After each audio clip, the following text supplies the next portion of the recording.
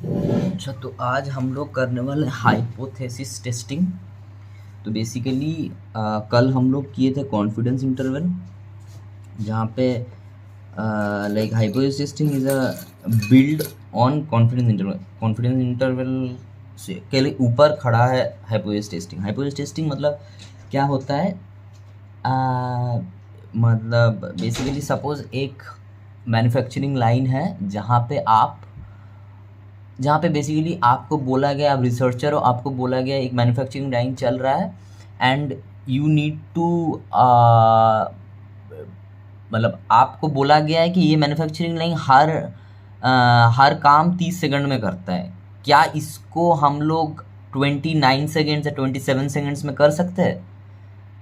Manufacturing line का mean for doing a work, can we reduce it?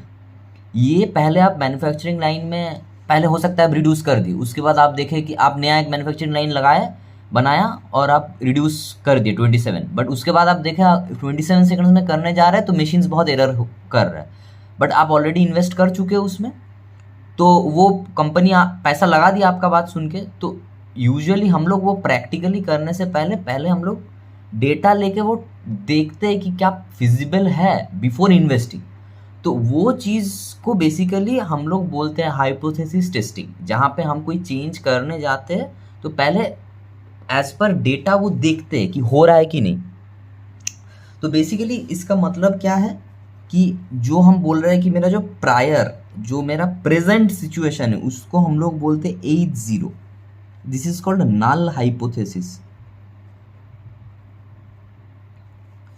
ये क्या हो सकता है कि the mean right now, mean of x manufacturing line equal to 30 seconds, और मेरा ये होता है नल हाइपोथेसिस। और जो नहीं है, जो हम नया करने जा रहे थे, new one, that is called alternative hypothesis.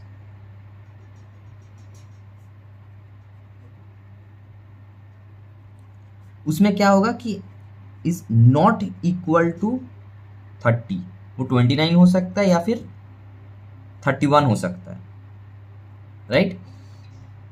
तो ये मेरा ऑल्टरनेटिव हाइपोथेसिस है, ये मेरा नल हाइपोथेसिस है। तो बेसिकली हम लोग क्या करते हैं कि टेस्ट करते हैं, which is called hypothesis testing, and we conclude कि नहीं H1 इज गुड या फिर H0 इज गुड या H1 इज गुड, राइट?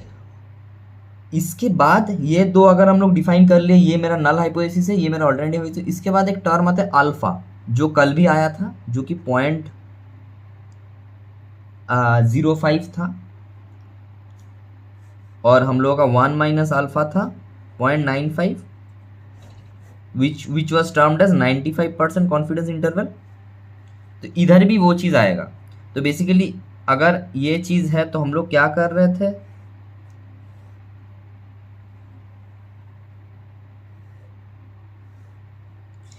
ये एरिया हम लोगों का था 1 माइनस अल्फा, और ये पूरा था हम लोगों का, ये अल्फा बाई 2 था, ये अल्फा बाई 2 था। कल हम लोग देखे ये चीज़। तो ये टोटल मेरा अल्फा था और ये मेरा 1 माइनस अल्फा था, राइट? अभी इसके ऊपर बेस करके हाइपोथेसिस टेस्टिंग बनता है, ठीक है? तो हम लोग क्या करेंगे हाइपोथेसिस टेस्टिंग का? अगर बोलते हैं तो शुरुआत कहाँ से होगा? तो नाउ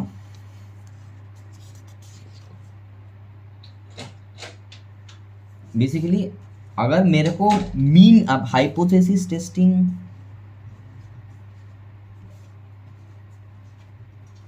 ऑन मीन, हम देखना चाह रहे हैं कि कोई भी पर्टिकुलर ग्रुप का मीन लेके हम कोशिश करना चाह रहे हैं। जो एग्जांपल था इक्वल टू 30 और ये नॉट इक्वल टू 30, ये हम अगर चेक करना चाह रहे हैं, मेरा अल्फा हम पकड़ लिए 0.05, विच इज़ 95% कॉन्फिडेंस इंटरवल में हम चेक करना चाह रहे हैं कि ये भाई, मतलब 95% प्रोबेबिलिटी में हम बोल सकते हैं कि ये जो मेरा अभी चल रहा है 30 सेकेंड्स मीन है जिस मैन्युफैक्चरिंग लाइन का, वो सही है कि नहीं, इससे कम हो सकता है कि नहीं।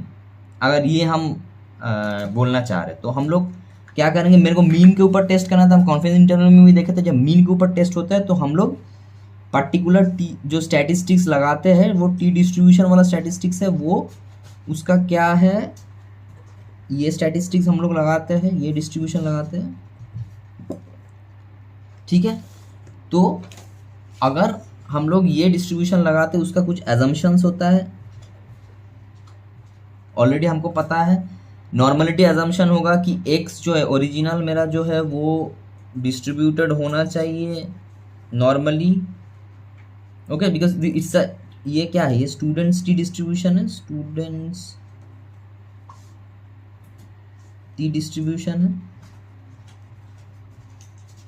तो स्टूडेंट्स टी डिस्ट्रीब्यूशन लेते हैं, ये जो है इसको हम इक्वल टू टी बोलते हैं सपोज, राइट।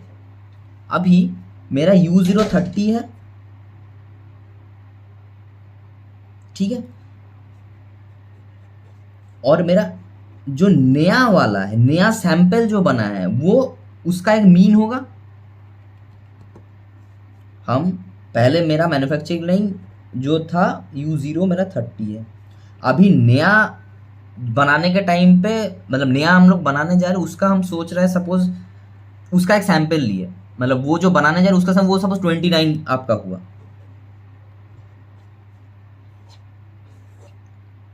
ये दो लेके, ये स्टैंडर्ड डेविएशन है, ये उसका है पुराना लाइन का ही।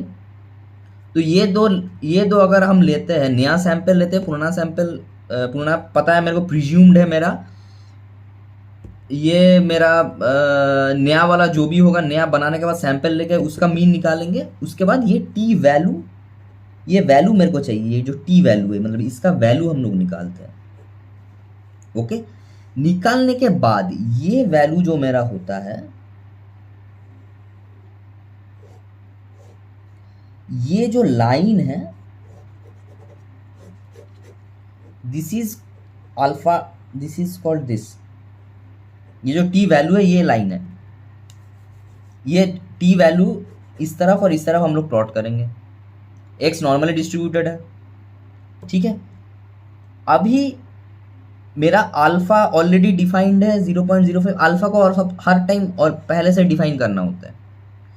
तो मेरे पास अल्फा है, मेरा एक टी वैल्यू निकल गया, नया जो सैंपल हम लोग सोच रहे थे वो सैंपल मेरे को चाहिए था जितना, उतना माइनस पुराना लेके, ये मेरा ओवरऑल फॉर्मूला लगा के जब मीन बना रहे हैं हम लोग, तो ये मेरा टी वैल्यू निकल गया, मेरे पास अल्फा है। अभी एक टर्म आता है पी वैल्यू।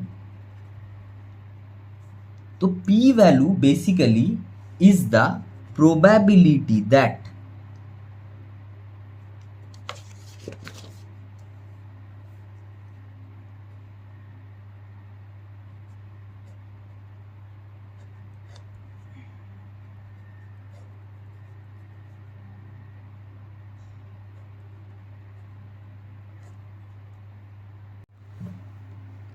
अच्छा, तो पी वैल्यू, मेरा P value is the probability that basically p value is this area right now with respect to this t dash। अभी इसको थोड़ा समझो, मेरा t डैश क्या था, मेरा t डैश का फॉर्मूला ये था which is this, और नीचे जो भी है, नीचे रहने दो जो भी है। तो ये मतलब क्या, ये मेरा पुराना, ये मेरा नया, पुराना का मीन, एक मैन्युफैक्चरिंग लाइन में मीन टाइम जितना लग रहा है पुराना, और हम कोई भी अपग्रेडेशन करते हैं उसके बाद हम एक सैंपल लेते हैं मैन्युफैक्चरिंग लाइन में कितना टाइम लग रहा है, उसका वैल्यू ये है। तो ये वैल्यू मेरा, ये डिफरेंस है दोनों का। अगर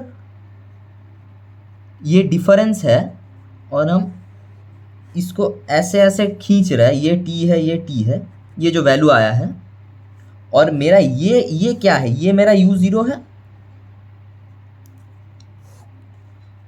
ये चीज अगर आप सोचते हो तो अब सोचो कि मेरा 30 सेकंड लग रहा था, u0 मेरा 30 सेकंड था, और जो नया मेरा आया वो अगर बहुत इंप्रूवमेंट नहीं करता है, अगर वो जस्ट 29 सेकंड्स होता है, तो ये डिफरेंस मेरा बहुत कम होगा। राइट, ये बहुत कम होगा। तो ये लाइन मेरा इस जगह पे होगा ऐसा, ये तो एब्सोल्यूट मतलब वो है, तो दोनों तरफ सिमेट्रिक है। तो ये मेरा ये लाइन इस तरफ आएगा, ये लाइन इस तरफ आ जाएगा अगर डिफरेंस कम है तो और हम क्या बोल रहे हैं, मेरा ये चीज पी वैल्यू है, ये एरिया। तो बेसिकली ये एरिया मेरा बढ़ जाएगा। इसका मतलब मेरा डिफरेंस अगर x ऑलमोस्ट इक्वल टू मेरा नया लाइन का डिफरेंस ऑलमोस्ट इक्वल टू पुराना लाइन अगर होता है, तो मेरा p वैल्यू जो है वो लार्ज होता है। और ये ना हो के सपोज जो नया हम अपग्रेडेशन किए हैं वो मेरा सपोज 15 हो गया, बहुत अच्छा अपग्रेड कर दिए कुछ हम, तो ये टी जो टी स्टैटिस्टिक्स है ये माइनस करके इसका वैल्यू बहुत बढ़ जाएगा। अगर यही चीज़ को हम 15 है, ये अगर 30 है, तो ये टी स्टैटिस्टिक्स का वैल्यू मेरा एक, ये तो डिफरेंस है, ये डिफरेंस बहुत बढ़ जाएगा। ये बहुत बढ़ जाने के लिए ये टी का जो लाइन है, ये अगर मेरा पुराना है, टी का जो लाइन है वो बहुत ज़्यादा आ जाएगा। अगर ये टी का लाइन बहुत दूर है तो ये जो एरिया है मेरा, ये एरिया बहुत छोटा हो जाएगा क्योंकि ग्राफ मेरा एकदम वैसा है, तो ये एरिया बहुत छोटा होगा। तो पी, ये तो पी वैल्यू है मेरा, तो P value would be small, right. तो इसका मतलब अगर मेरा ऑलमोस्ट इक्वल होता है, अपग्रेडेशन के बाद भी हम देख रहे हैं कि भाई मेरा 30 सेकंड लग रहा था, उसके बाद मेरा 29 सेकंड, सब अपग्रेडेशन करने के बाद 29 सेकंड लगा। तो इसका मतलब हम बहुत पैसा 1 करोड़ रुपया इन्वेस्ट करके जो चेंजेस लाएंगे उसमें बहुत ज़्यादा कुछ डिफर नहीं करने वाला है। तो वो अगर होता है तो पी वैल्यू मेरा लार्ज होता है। तो जब भी पी वैल्यू मेरा लार्ज होता है तो क्या होता है, तो मेरा जो नल हाइपोथेसिस था A0 वो जीत जाता है। और पी वैल्यू मेरा स्मॉल अगर होता है तो मेरे को अपग्रेडेशन करना चाहिए, उसका मतलब तो मेरा ऑल्टरनेट हाइपोथेसिस जो था वो जीत जाता है। ये है हाइपोथेसिस टेस्टिंग। अभी द थिंग इज कि हाइपोथेसिस टेस्टिंग में अगर मीन के लिए हाइपोथेसिस फॉर मीन, इसमें 3 टाइप का होता है, 1 sample t test, 2 sample t test और 3 में होता है पेयर्ड टी टेस्ट। सब में एक एक टी का एक फॉर्मूला होगा। तो basically for the first one T would be जो आपको दिखाया अभी, फॉर द सेकेंड वन मतलब 2 सैंपल के लिए, ये 2 सैंपल क्या है हम बताते हैं।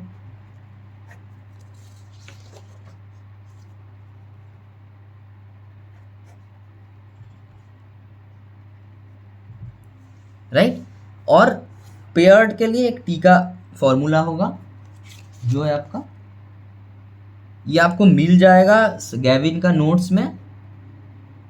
आपको सिर्फ वो कॉन्सेप्ट समझना है कि ये क्यों किया जा रहा है। तो बेसिकली ये 3 फॉर्मूला 3 टेस्ट के लिए होता है। तो 3 टेस्ट क्या है वो भी बता देते हैं। सो 1 सैंपल टी टेस्ट कब करते हैं, जब मेरे को पता है कि एक मैन्युफैक्चरिंग लाइन है जिसका मीन है 30 सेकेंड, मेरे को जस्ट एक वैल्यू फिक्स्ड वैल्यू है और मेरा मीन मतलब ये नल हाइपोथेसिस है मीन 30 सेकंड्स और mean not equal to 30 seconds मेरा अल्टरनेटिव हाइपोथेसिस है। 2 सैंपल टी टेस्ट मतलब सोचो आप 2 ग्रुप को उठा रहे हो, 2 ग्रुप के बीच में मीन चेक कर रहे हो। पहला ग्रुप का मीन है एक्स डैश, दूसरा ग्रुप का मीन है ये। आप बोल रहे हो, आप देखना चाह रहे हो ये दोनों ग्रुप का मीन सही है कि नहीं। हो सकता है आप दोनों मतलब आप कोई नया मेडिसिन बनाए हो, वो मेडिसिन का आप टेस्ट करना चाह रहे हो कि ये मेडिसिन इफेक्ट कर रहा है कि नहीं। तो आप पेशेंट्स को 2 ग्रुप में डिवाइड करोगे, एक को अच्छा आप जो बनाए हो वो मेडिसिन दोगे, एक को पुराना मेडिसिन दोगे। उसके बाद दोनों का इफेक्ट्स पर्टिकुलर जो भी आप चेक करना चाह रहे हो उसका इफेक्ट्स का वो इफेक्ट्स का मतलब 10 दिन या 1 महीना 2 महीना कैलकुलेट करोगे, उसका कैलकुलेट करने के बाद सबका मीन निकालोगे, मीन निकाल के हाइपोथेसिस टेस्टिंग करोगे just to see if there is a difference. अगर दोनों में ही कोई डिफरेंस नहीं होगा, इसका मतलब कि मेरा पी वैल्यू अगर ये जो आएगा, इसके बाद आप सिमिलरली जो आपको इधर जो चीज़ समझाए थे वो आपका कोडिंग से, पाइथन कोडिंग से आ जाता है। अगर आप ये वैल्यू निकालते हो, निकालने के बाद आप पी चेक करते हो, पी वैल्यू उधर आपका पी वैल्यू ज़्यादा आता है, तो इसका मतलब कोई डिफरेंस नहीं है। तो द बेसिक ये हो गया आपका two sample. Pair t test क्या है? पेयर टी टेस्ट ये है कि व्हेन वन, इधर भी ग्रुप है, दो ग्रुप के अंदर ही चेक हो रहा है। एसपी क्या है? गैविन का नोट्स देख लो, ये हम भी बता देते हैं। एसपी का एक फॉर्मूला है, SP equal to S X square N minus one. ये सब फॉर्मूला है बेसिकली, मतलब आपको एक वैल्यू मिल जाएगा, ये पाइथन आपको दे देता है, बट एग्जैक्टली कर क्या रहे हैं वो आपको जानना है। तो बेसिकली डब्ल्यू का भी एक वैल्यू है। आप गैविन का नोट्स देख लो, प्रॉब्लम हो तो मेरे को बताओ, पर गैविन का नोट्स में लिखा हुआ है, ये इसका मतलब क्या है, ये फॉर्मूला आपको याद रखना है। अच्छा, पेयर टी टेस्ट क्या है? पेयर टी टेस्ट वही सिमिलरली दो ग्रुप है, तो दो ग्रुप डिपेंडेंट है। सपोज सब लोग एक गाड़ी चला रहा है, सब लोगों का बीच में एक रिफिलिंग हो रहा है, उसके बाद वो गाड़ी लेके वही रेस एंड कर रहा है। तो मेरे को ये देखना है कि रिफिलिंग के पहले क्या था और बाद में क्या था। तो ये डिपेंडेंट हो गया, मतलब सेम ही गाड़ी पहले रन किया, फिर रिफिल हुआ, फिर नेक्स्ट रन किया, तो so it was before something then after something. तो बिफोर आफ्टर जब होता है तो वो डिपेंडेंट होता है एक दूसरे पे, तो तब हम लोग पेयर टी टेस्ट लगाते हैं। उसका फॉर्मूला ये है, उसका टी का फॉर्मूला। आपका कोई भी चीज़ होता है एक टी का फॉर्मूला होता है, वही टी का वैल्यू आप ये चीज़ में पुट करते हो, ये चीज़ में पुट करते हो, और आपका पुराना एक वैल्यू होता है, सॉरी आपका एक पुराना वैल्यू होता है, तो और आप पी का वैल्यू निकालते हो। पी अगर ज़्यादा हुआ तो आपका H0 विंस, पी अगर कम हुआ तो आपका H1 विंस। सॉरी, पी अगर किससे कम हुआ किससे ज़्यादा हुआ, सो पी अगर ग्रेटर देन अल्फा, अल्फा आप पहले ही डिसाइड कर लेते हो। पी अगर ग्रेटर देन अल्फा है, जो हम लोगों का 0.05 था, तो H0 इज वैलिड। पी अगर लेस देन अल्फा है तो H0 इज रिजेक्टेड। ये बेसिक आपका हाइपोथेसिस टेस्टिंग है, जो आपको इधर दिखाए। हाइपोथेसिस टेस्टिंग फॉर मीन में 3 कैटेगरी है, तीनों का फॉर्मूला है, पर कॉन्सेप्ट तीनों का सेम है। टी वैल्यू निकलेगा, टी वैल्यू निकालने के बाद आपका एक पी वैल्यू आता है। P value is a probability of this area. तो टी वैल्यू आपका अगर डिफरेंस बहुत ज़्यादा होगा तो ये बहुत इस तरफ होगा, आपका अगर डिफरेंस बहुत कम होगा पहले और दूसरे से तो ये इधर होगा। तो पी वैल्यू बहुत ज़्यादा होगा। तो टी वैल्यू निकालने के बाद एक पी वैल्यू निकालना मतलब ऑटोमेटिकली पाइथन से निकल जाता है। टी वैल्यू वो प्रोबेबिलिटी है that the part which is greater than आपका कैलकुलेटेड टी। तो ये एरिया ये एरिया का आपका ये एरिया है बेसिकली पी वैल्यू। तो ये एरिया अगर बहुत कम है, इसका मतलब पहला और बाद में जो अपग्रेडेशन हुआ वो दोनों का डिफरेंस बहुत ज़्यादा है, तो मेरा नल हाइपोथेसिस रिजेक्ट हो जाता है। कोई भी केस में वही चीज़ होता है, जस्ट फॉर्मूलाज अलग है। ये तीनों, पहला सैंपल 1 सिर्फ आप जब एक वैल्यू लेके कर रहे हो, 2 सैंपल मतलब दोनों ग्रुप का मीन निकाल रहे हो, दोनों ग्रुप का मीन के ऊपर कंपैरिजन कर रहे हो। पेयर टी टेस्ट मतलब जब दोनों ग्रुप डिपेंडेंट है एक दूसरे पे, दैट्स इट।